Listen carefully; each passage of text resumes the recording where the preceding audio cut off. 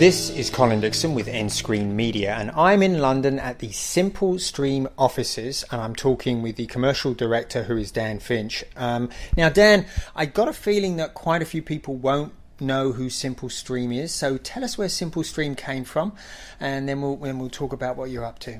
Yeah, sure. So we started in 2010, in the early days of video streaming, and we secured our first customer, and I think their brief, it was actually about a page long, and it said, "Help us deliver our live channel. We need to generate a video on demand asset from that live feed," and that was our first customer.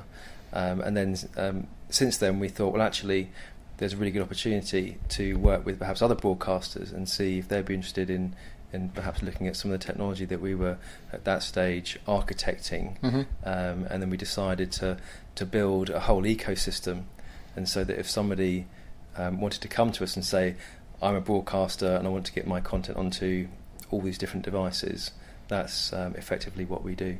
And it's not just broadcasters as well. You do all sorts of content providers, and we'll get to a couple of those interesting ones in just a second. Yeah. So let's talk about the technology. Let's talk about the space that you span. So you really cover the whole. Somebody can come to you with a set of assets, and you'll deliver the whole thing across multiple devices. Yep. You work with the CDNs on their behalf. So it's really the whole thing, right? Yeah, that's right. So a broadcaster or content owner could come to us, and we could say, well, we can help you in the design, in terms of UX, the build of perhaps more front end work. So working from the front backwards, you've got your application side, different layers. It could be platform services to other platform, more traditional TV platforms, and then working backwards right the way to the content ingest point, which would be done either in a live environment using a live workflow or an asset-based system that we now use the cloud to deliver.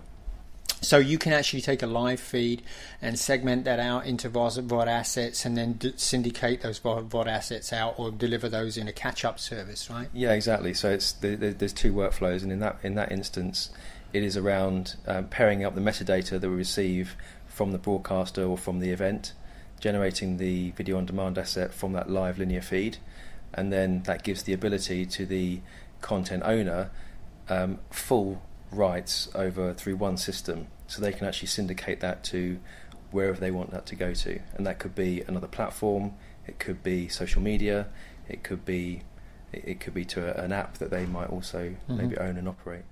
So you've obviously been very active here in Europe and in the UK in particular, but you're being pulled over the pond. We are. Tell us about that. Yeah, so it's very exciting for us. So this year has been a really successful year for Simplestream. Our revenues are growing year on year over 100%, and we've got a considerable amount of interest now from, I guess, sort of sports federations and broadcasters alike in the US that want to find a solution that it's through one vendor. I think is a great way to roll out those services, having one I guess one point of contact. Yeah.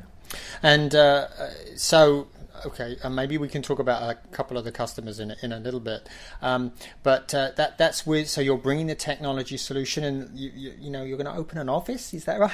Yep. Yes, we're setting up in the US in Q1 2017, and because the software that we've developed is cloud based, to actually take it from one location and put it into another is actually fairly straightforward. And because if we're working on a VOD workflow, all the assets are cloud-based as well, and so when you put it all together, you can actually roll out an end-to-end OTT service in weeks and not months, and that's obviously of interest to broadcasters and content owners. So it's cloud-based. It's also very modular. So you don't have, as a customer, your customers don't need to take everything. They can just take specific parts. Is that right? Yeah, that's right. So it's really important when we set up our business that we knew that perhaps maybe a customer might have an existing relationship with another vendor, and so we have to be able to I guess, navigate our way through that ecosystem, and actually do partner with those sort of providers as well. And so it's up to the broadcaster or content owner as to which elements they want to have. So why don't we talk about a couple of services that you've done, because I think that will make it real for everybody. And you're working with A&E, right, on a channel? Yeah. So tell us about Blaze. Yeah, so Blaze is great. So that's a new free-to-air channel that A&E have launched here in the UK. So that's free to air on Freeview? Free to air on Freeview. And what's really exciting about this project is that we're essentially replicating their DTT transmission, but we're using the individual program assets to enable them to have essentially a linear OTT service that can go onto whatever device they want it to go onto. So we've done iOS, Android, desktop, tvOS. It's been featured now by Apple. And there's a whole roadmap of new devices that will be rolling that channel out onto. So that's really cool. You actually have a linear feed in that service, but actually it's not coming from the broadcast feed, which is going out on Freeview. You're constructing that from the VOD assets. Is that correct? Yeah, exactly. So we're actually getting, let's say for a 1 hour program, you're actually getting 3 program lengths, and then we're concatenating those program lengths together to create the whole program. And then the broadcaster, in this case A&E, has the option to then inject ads in between those breaks. And so it's not actually a dynamic ad replacement, it's actually an ad insertion technology. Wow, that's fascinating. And a great example of a customer of yours that isn't taking everything but just taking some key parts is a service called BallBall in Asia. Yeah, so again, so a good example of a sort of a non-broadcast sort of sector, but one where latency is very important.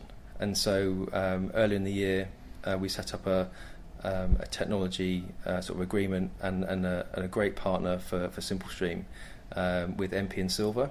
And so News Corp, which is one of their customers, owns a website called BallBall.com, and we are, I guess, the software layer between the content as it gets generated. So for let's say the Premiership football goals, for example, and the highlights and clips, and then we enable the syndication of those clips to the BallBall.com website and wherever else the content owner or the rights holder might want to send that content to. So how quickly are those assets available? Once the goal is scored, how long do I have to wait before I can see it? Yeah, they're seconds and minutes. Really? Yeah, not hours. So you can actually create a highlight reel while the game is still in progress. Exactly. Yeah, awesome. And you can also top and tail it with graphics and however else you might want to use for syndication.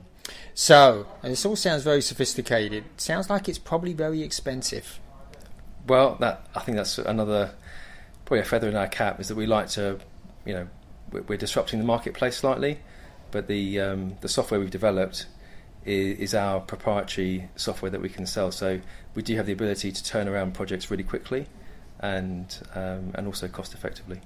And of course, they don't have to buy all that equipment. It's all in the cloud, so it's much cheaper and scalable. So I only pay for what I use. Exactly. Yeah. So even on the deals we've got in place with the CDNs, for example, it's more of a pay-as-you-go basis, and it just means that for a relatively small amount of of subscribers, you can actually create a viable business model, and that could be only 2,000 or 3,000 subscribers to make that work.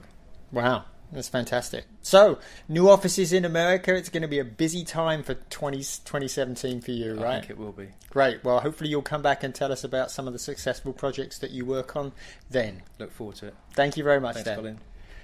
This has been Colin Dixon with nScreenMedia.